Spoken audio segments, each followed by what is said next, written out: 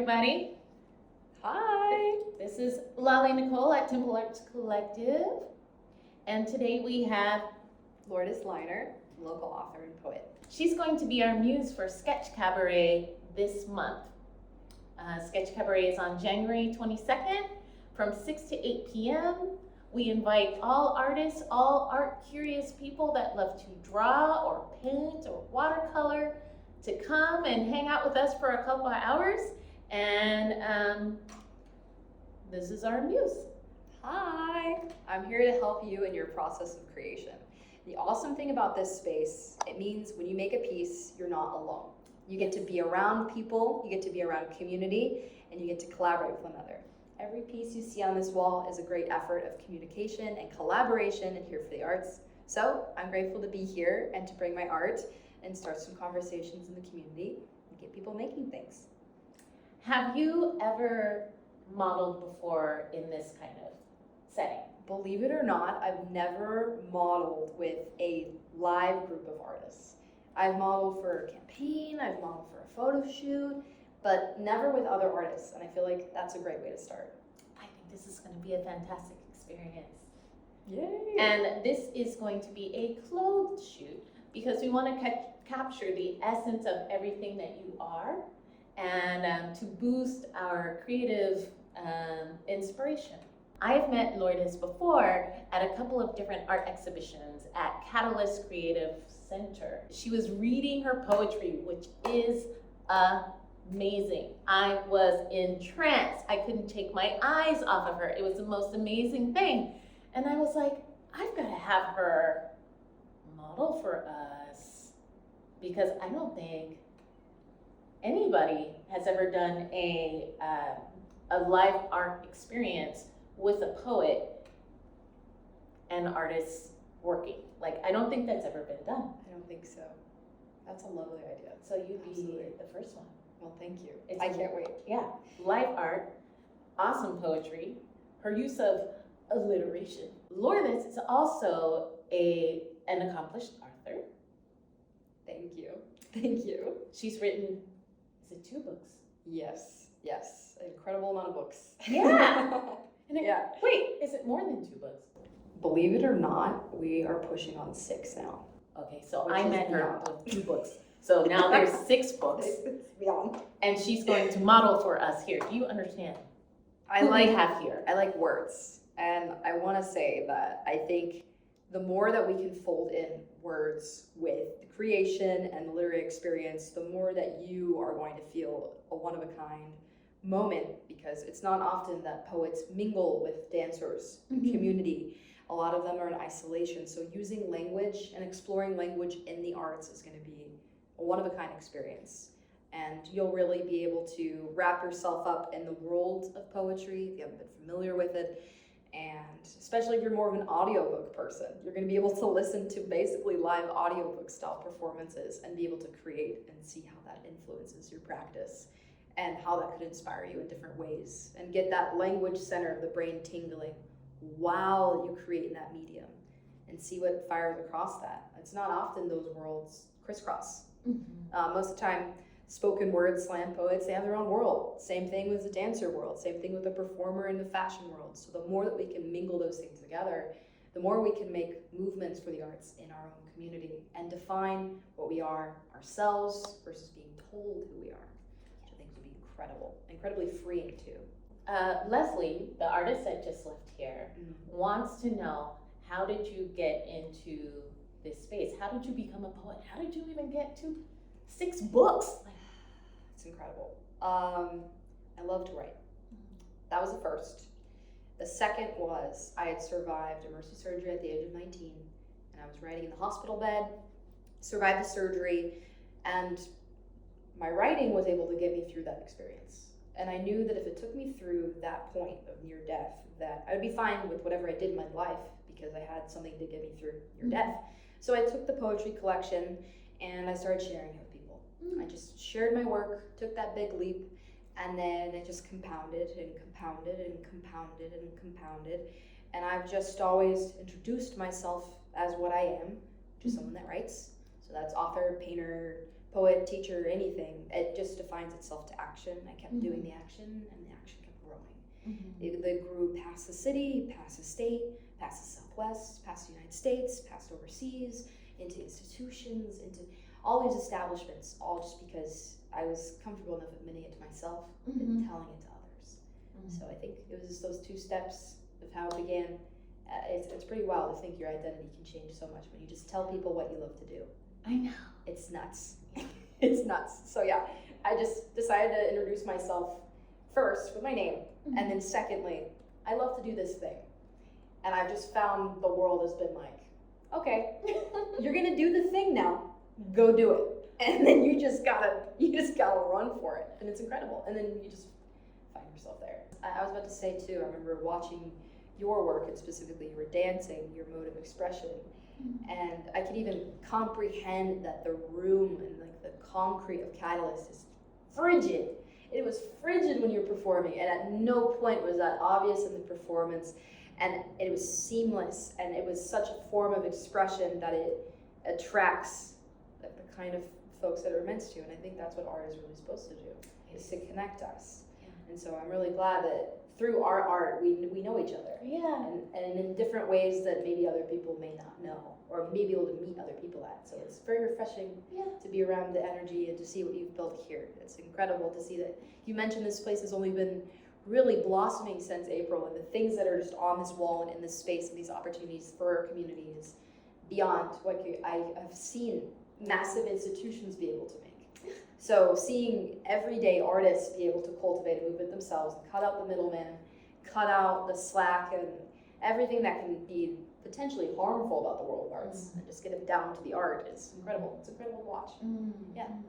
And what I like is we have artists of different ages, backgrounds, disciplines, diverse, like in every way, various ethnic backgrounds. And we're able to come together, get along, and create together. It's a beautiful thing, and we all pinch ourselves that this is working so well. It gives us hope for the world, actually.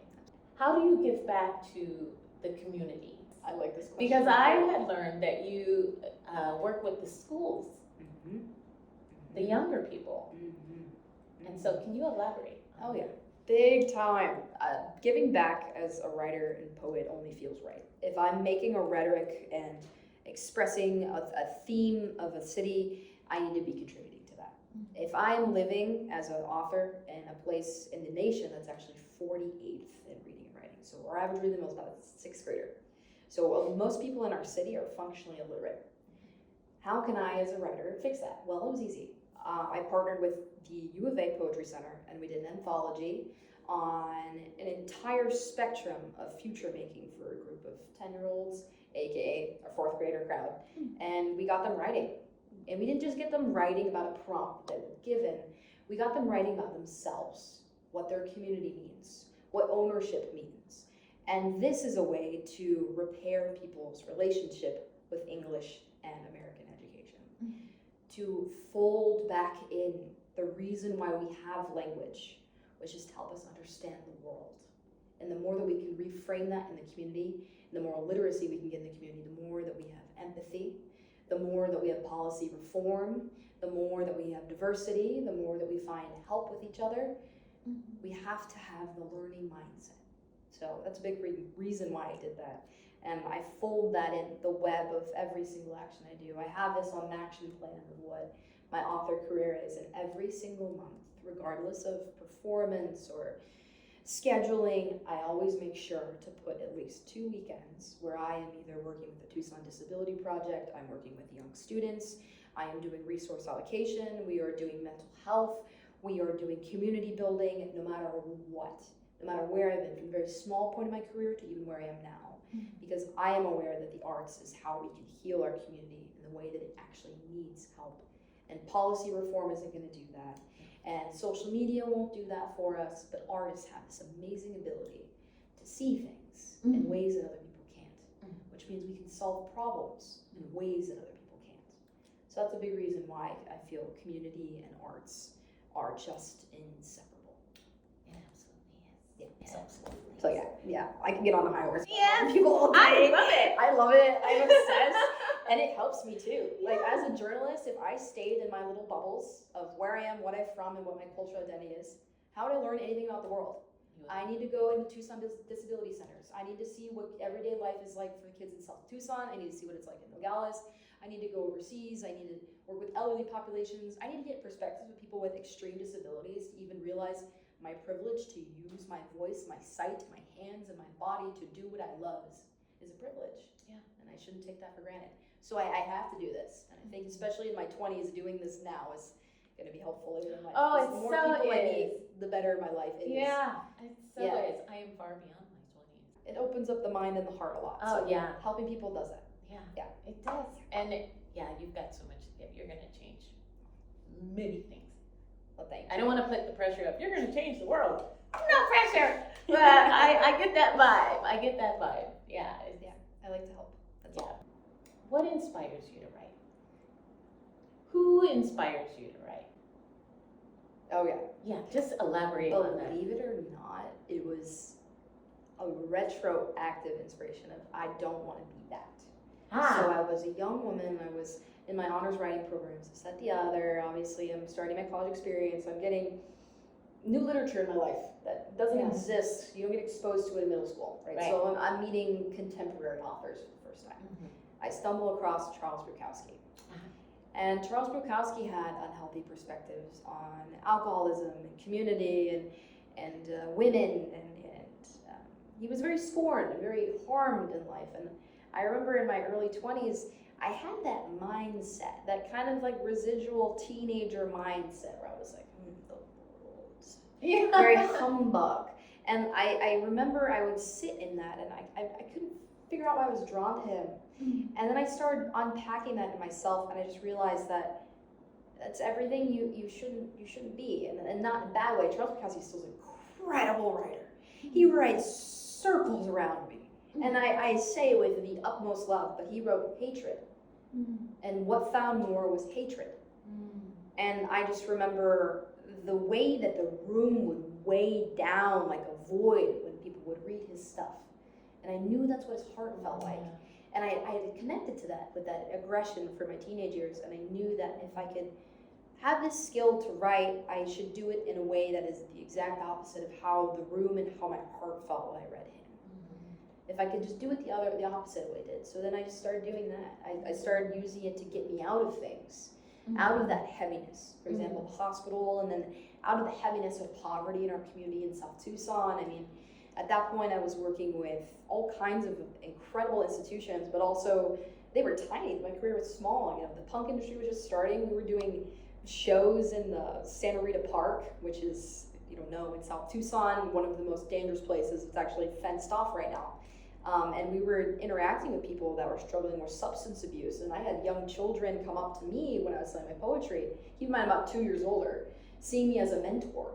Asking me, how am I going to struggle with things such as extreme poverty, gun violence in my community, disenfranchisement, discrimination, abuse, domestic abuse, all of this stuff. How am I going to figure out my education? How am I going to build my future? That's what a lot of these questions were happening in South Tucson while I was writing this. And I felt that same heaviness from reading Bukowski.